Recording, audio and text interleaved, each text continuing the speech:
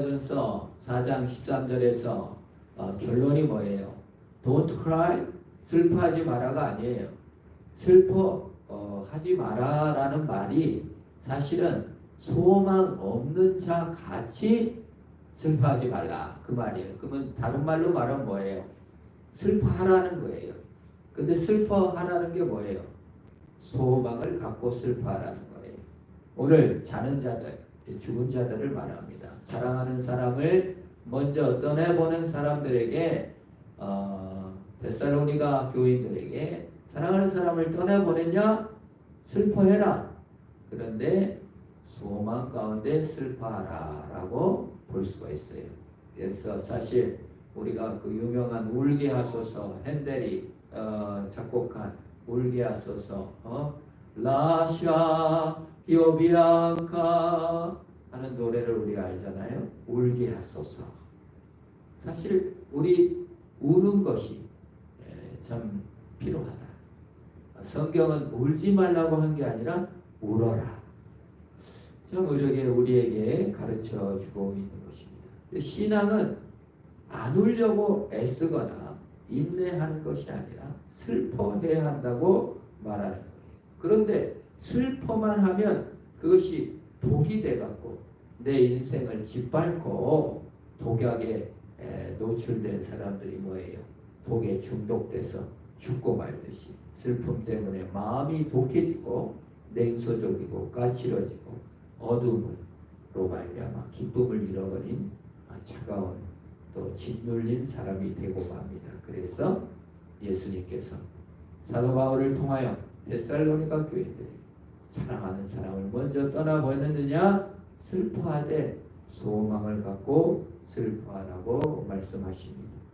우리 예수님께서도 참 오빠를 잃은 마리아 마르다에게 울지마 참아 이런 말을 한 번도 하신 적이 없고 이를 악물고 고개를 당당히 들고 마음을 단단히 먹어라 더 큰 일이 온다 이러지는 않았어요. 그냥 눈물을 흘리셨다. 요한복음 11장 35절에 마리아의 말을 듣고 예수님께서 우셨다. 이렇게 성경에는 예수께서 눈물을 흘리시더라. 아무 말씀 없이 울기만 하셨어요. 참아라. 인내해야지. 인생이라는 원래 그런 거야. 다 죽는 건데 뭐 참아야지. 아무것도 아니야. 다 인간은 죽게 돼 있어. 이렇게 말씀하지 않으셨어요. 그리고 죽음에 대해서 예수님은 분통히 여기고 화를 내셨다고 하십니다. 요한복음 7장 38절에 사랑하는 나사로가 죽었음을 보고 예수님께서는 번역에 이렇게 다시 속으로 비통하게 여겼다. 막 너무 화를 내셨다라는 뜻이에요. 아주 그냥 떨리고 아주 그냥 너무 속상해가지고 견딜 수 없어 하셨다라는 거예요. 몹시 화가 났다라는 뜻입니다. 사랑하는 사람을 떠나보내면 몹시 화가 납니다. 정말 비통스러워서 견딜 수가 없이 정말 어찌할 수 없이 화가 나는 거예요. 예수님께서는 왜 그렇게 울기도 하고 화를 내고 분통이 여기시고 아주 못 견딜 정도로 속상하셨을까요? 죽음이 무엇이기 때문에? 죽음이 침입자요. 죽음은 정상이 아니기 때문에 그렇습니다.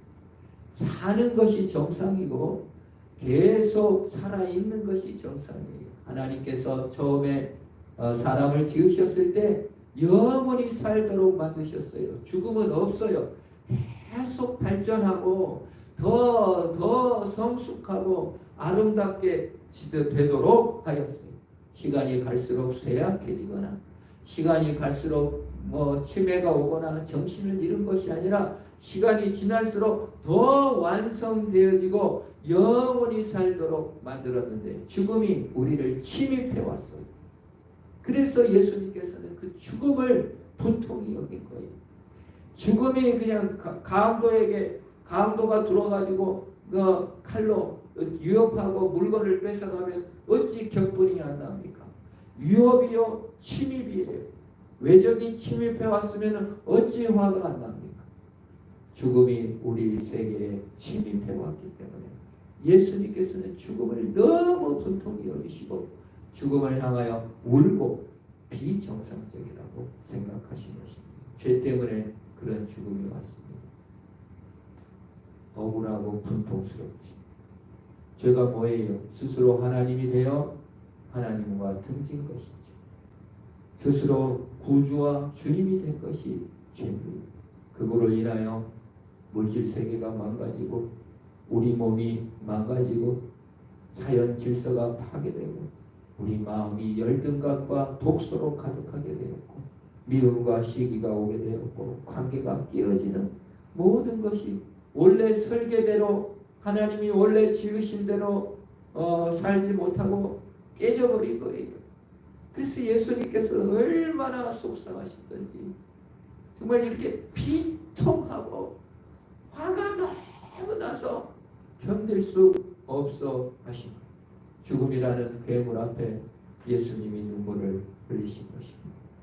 예수님이 창조한 아름다운 세계가 죄로 말미암아 깨어지고 관계가 깨어지고 죽어가고 썩어가고 창조의 질서가 파괴된 것이 너무 분하고 억울하고 슬프고 그래서 우셨어요.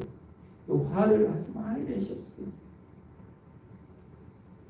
그것이 인간의 당연스러운 반응입니다. 아무도요 죽음 앞에서 이게 자연스럽다, 잘 가셨네 이런 말 할 수가 없어요. 딴 사람은 그렇게 말할 수 있겠지만은 내 사랑하는 사람이 떠났는데 누가 아이고 호상입니다. 별로 그렇게 호상 아니에요. 아주 분통스러운 거예요. 죽음은 결코 자연스러운 죽음은 하나도 없는 거예요. 우리 흔히 유족들에게 가서 견디세요. 네? 슬퍼해봤자 아무 소용없어요 라고 말은 하지만 그게 무슨 위로가 될 수가 있겠습니까? 현대 많은 무신론자들, 회의론자들은 죽음은 끝난다. 뭐 죽음을 그렇게 무서워하느냐 비웃기도 합니다. 슬퍼한다고 아무것도 달라지지 않고 부질없는 짓이다 그렇게 말을 하지만 그게 사실이 아니에요. 죽음은 이상한 겁니다. 죽음은 슬픈 겁니다. 죽음은 고통스러운 겁니다. 당연히 슬퍼해야 됩니다. 어느 무신론자 아빠가 7살짜리 자기 아들에게 사촌 3살짜리가 먼저 세상을 떠난 거예요. 그러니까 7살짜리가 뭐 미국 7살은 지금 우리나라로만 8살, 9살 뭐들 되겠죠. 만으로 생일 지날 때까지 하니까. 그럼 불러서 야 죽음은 너무 자연스러운 거야. 죽어도 그 흙으로 돌아가고 이게 흙의 시체들이 또 나무들이 다른 나무를 이렇게 키우듯이 기름지게 하고 다른 생명도 가지게 돼. 자연으로 돌아가는 거야. 그랬더니 그 무신론자 아들 7살짜리가 울면서 내 동생 원리가 그 비료가 되는 걸 나는 원치 않는다고 하면서 막 울고 뛰어나간다. 이걸 이제 신자에게 말을 해주는 거예요. 그 무신론자 아버지보다 7살짜리가 더 성경적으로 반응한 거예요. 인간이 죽어서 비료가 된다는 것은 정상이 아니다는 거예요. 우리는 은연중에 죽어서 사라지는 것을 너무 당연하게 받아들이는 것은 믿음이 아닙니다. 죽음은 이상한 겁니다. 악입니다. 당연한 일이 아니에요. 우리는 나무와 풀이나 사라져가는 비료가 아니라 하나님의 형상이며 한낱 덧없이 거품처럼 물거품처럼 나타났다가 펑 하고 터지거나 하나의 풍선처럼 그냥 부풀어 올랐다가 펑 하고 터져 사라지는 풍선이 아닙니다.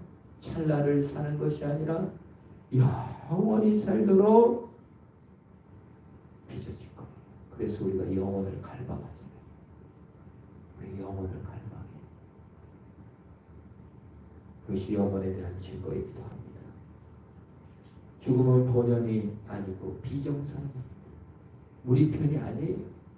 그러니까 뭐 아바타라는 영화를 보면은 막 데이지로 돌아가고 막 뭐 네트워크로 다 연결되고 정말 나를 죽여달라, 네 이름으로 나는 남아있다, 뭐 이런 식으로 말하지만 사실 이게 정령주의, 범신론적인 관점이지. 사실 죽으면 다 끝나버립니다.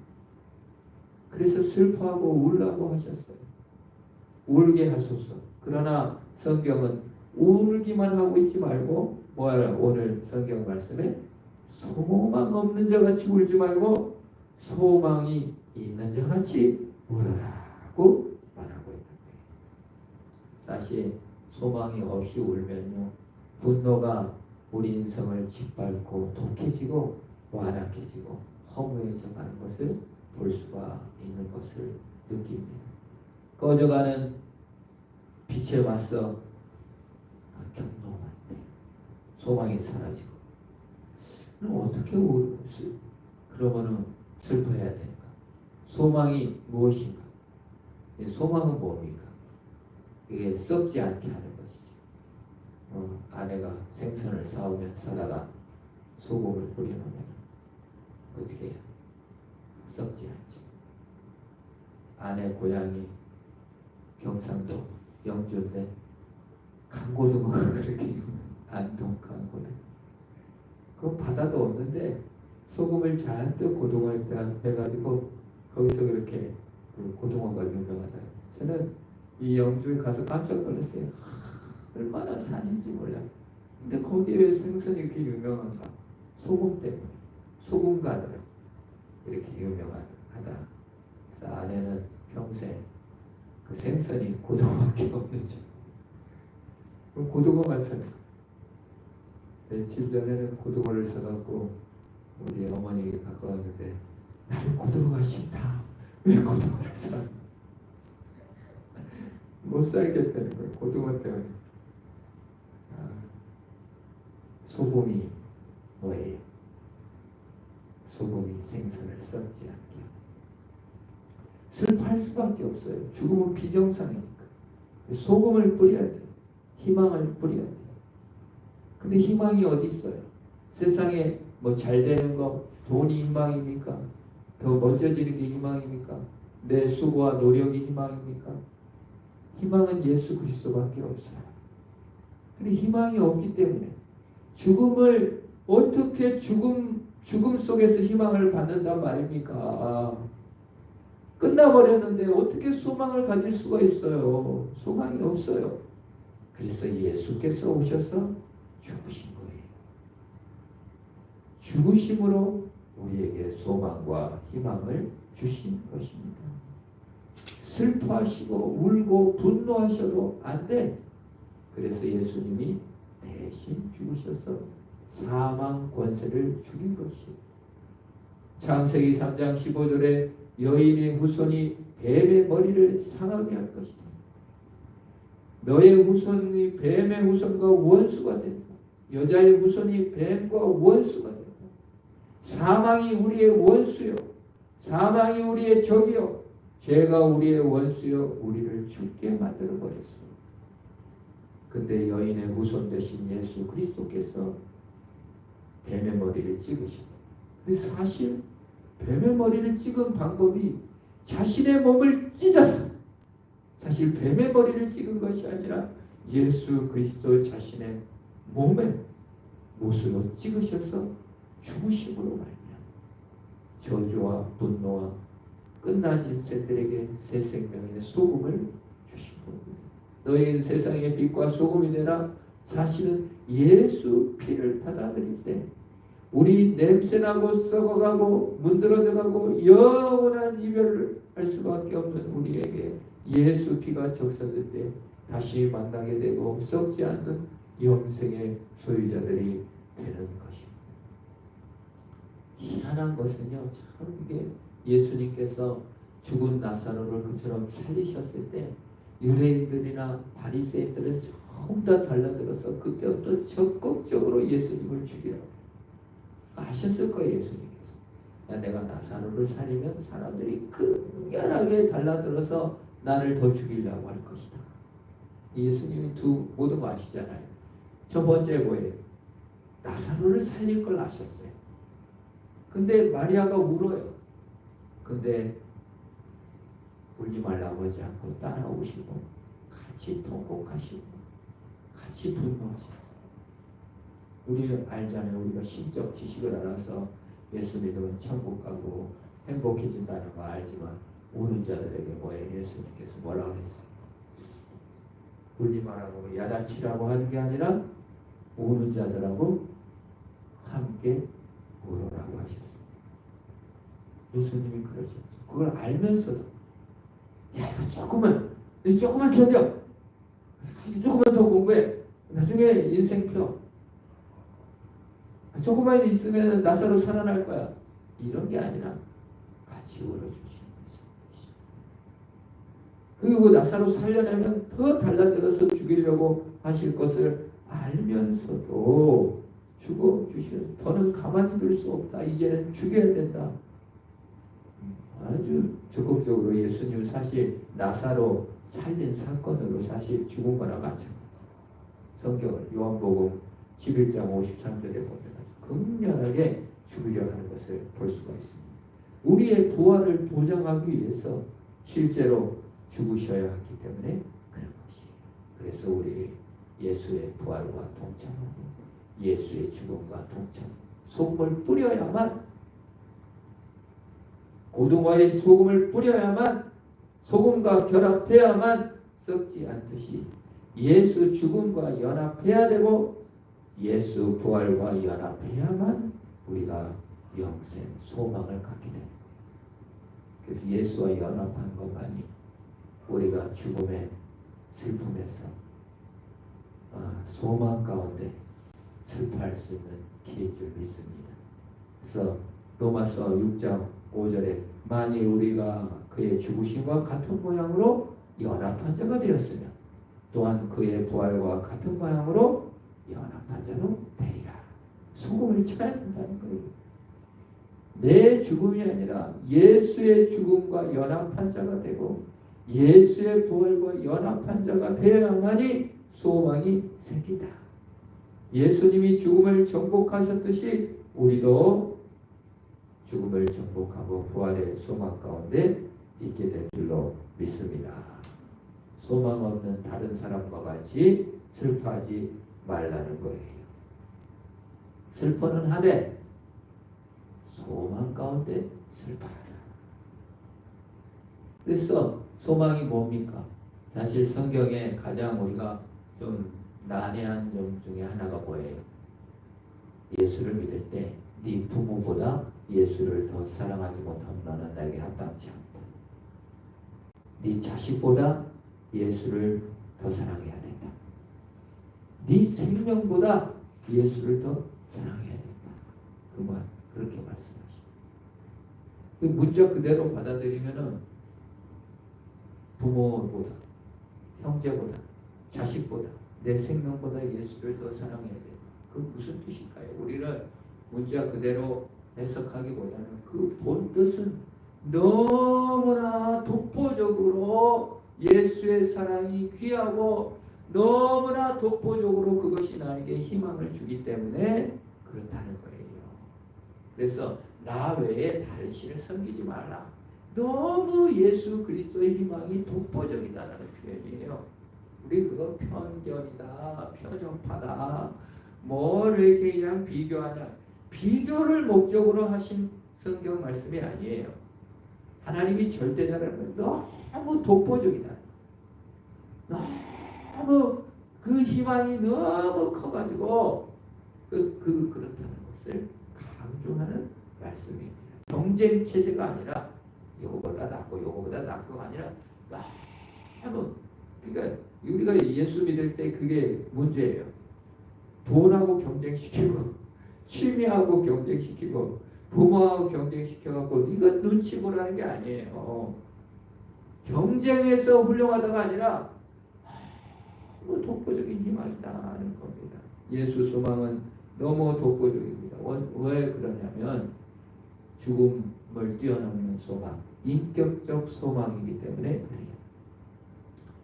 이렇게 이제 범신론이나 뭐 뉴에이지 운동이나 뭐 불교나 어디를 가도 인격적으로 영원히 산다는 소망이 없어요. 이 데살로니가전서 4장 16절 18절 한번 읽겠습니다. 3절인데 같이 읽을까요? 시작. 주께서 호령과 천사장의 소리와 하나님의 나팔 소리로 친히 하늘로부터 강림하시니 그리스도 안에서 죽은 자들이 먼저 일어나고 그 후에 우리 살아남은 자들도 그들과 함께 구름 속으로 끌어올려 공중에서 주를 영접하게 하시리니 그리하여 우리가 항상 주와 함께 있으리라. 이러므로 이러한 말로 서로 위로하라. 여기서 두 번 계속 반복되고 있는 것이 뭐예요? 주와 함께. 죽으면 그 다음에 반복되는 말이 뭐예요? 항상 주와 함께. 우리의 소망이 뭐야? 무엇인가? 죽은 자들에게 지금 이 데살로니가전서 4장에서 죽은 자들은 항상 주와 함께 끌어올려 주를 영접하여 항상 주와 함께 있을 것이다 하는 거예요. 나보다 먼저 죽은 사랑하는 자들이 예수님과 항상 함께 있을 것이고 나도 죽으면 주님과 항상 함께 있을 것이 인격적인 관계로 있다라는 거예요. 영원한 사랑의 관계가 유지된다는 거예요. 천국은 사랑입니다. 그럼 사랑은 뭐예요? 무조건적으로 받을 때 인격적 이렇게 어렸을 때 조건적 사랑보다 무조건적인 사랑으로 양육받고 또 절제와 사랑 가운데 양육될 때 좋은 인품이 만들어진다. 왜곡되지 않는다라고 말하죠. 근데 이 땅의 사랑은 예수 사랑이 아니에요. 덜 인격적이에요. 그래서 상처를 주게 되고 역기능을 심어주게 되고 왜곡과 결핍을 남겨줘요. 내 아내가 그런 말해요. 참 어렸을 때 몇 년이 왜 이렇게 나머지 7, 80년을 다 결정하는지 참 모르겠다. 어렸을 때 결핍이 왜 이렇게 인생들을 힘들게 할까? 그런 말을 같이 나눈 적이 있습니다. 그렇습니다. 인간의 사랑은 가치 있는 부모에게도 왜곡과 결핍을 느끼는 거예요. 그런데 천국에서 오늘 죽은 자들이 항상 주와 함께 있게 된대요.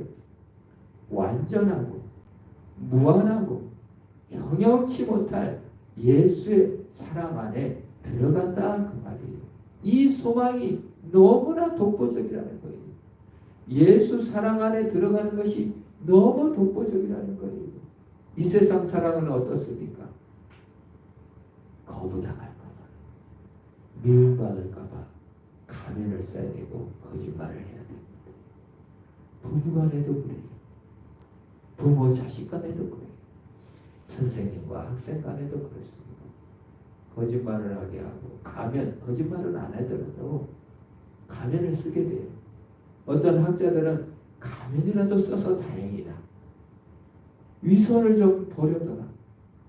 위선을 좀 떨어야지. 어째 그렇게 속 있는 그대로 하면 어떡하니? 라는 말까지 할 정도입니다. 사실 우리의 속사정과 우리의 내면과 썩어버린 내면을 보고 참으로 나를 사랑해 줄 사람이 몇이나 있을까요? 여러분은 우리 자신의 왜곡된 마음 또 편견의 마음을 볼 때 나는 너무 좋아 이럴 수 있을까요? 남에 대해서는 어떻습니까? 나를 완전히 꿰뚫고도 나를 사랑해 줄 사람이 있을까요? 그래서 우리는 가면을 쓸 수밖에 없습니다. 외출할 때 화장을 해야 되고 부부싸움 하다가도 만나면 안녕하십니까? 마치 행복한 부부인 양 또 할 수밖에 없을 때가 얼마나 많습니까? 이 땅의 사랑과 인격은 완전하지 못하고 이 땅의 사랑은 진정한 변화를 주지 못하는 겁니다. 이기심으로 시샘으로 살아가기도 하고 흔들리고 약해지고 아예 끝나버리기도 하죠. 심호흡 산다고 막 결혼을 합니다. 정말 모든 만류에도 불구하고 사랑 하나로 불꽃같이 타올라서 결혼한 사람들, 3개의 결혼식을 올린 사람들이 얼마나 많이 헤어집니까? 상대를 잃어버릴지 모른다는 두려움, 그것이 사랑의 관계를 잠식해버리고 우리의 통제와 욕구에 사로잡혀 걸핏하면 상대방을 몰아세우고 두려워서 숫제 헌신 관계를 맺지 않는 경우가 얼마나 많습니까? 사실 결혼하지 않은 사람들도 그 속에는 두려움이 있을 거예요. 현재 세상은 목마릅니다. 가뭄의 논바닥이 쫙 갈라진 것을 볼 때 우리 마음을 다해요. 야, 저 논바닥이 우리 마음입니다. 그런데요, 우리의 소망은 무엇입니까? 천국은 목마름이 없습니다. 예수의 사랑은 기쁨과 복과 행복이 가득 넘칩니다. 우리의 부족과 인격과 못남과 실수와 갈기갈기 찢어진 상처에도 불구하고 내 속을 다 아시고도 나에게 사랑을 부어주신 그 사랑. 그래서 우리의 소망은 인격적이다. 그래서 그 소망으로 슬퍼할 수 있다. 그리스도의 소망은 사랑 관계에서 지속되는 영원한 인격적 미래를 보는 거예요. 항상 주와 함께 있게 되지. 나를 영원히 사랑하시는 하나님 사랑 관계로 들어가게 되지. 그 사랑이 너무 커서 우리가 어떻게 해요? 슬퍼할 수 있다.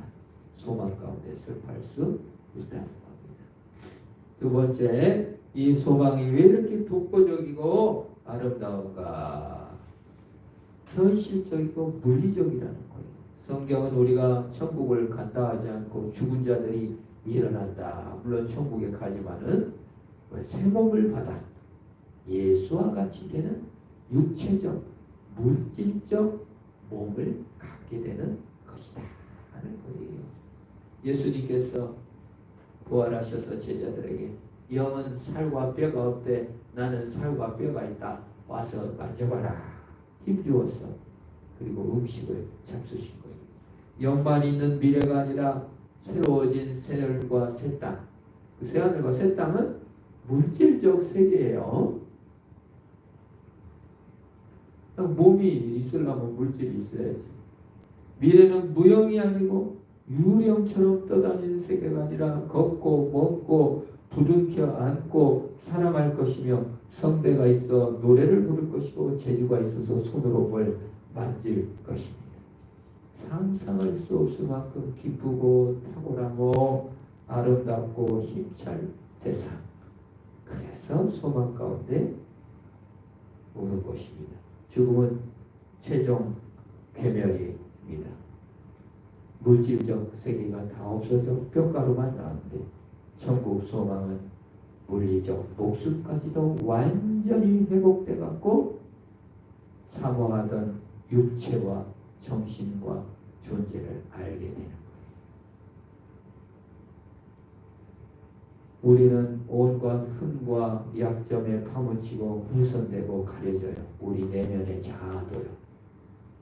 그런데요, 천국에 가면요, 완전히 모든 결함이 다 불태워 없어지고,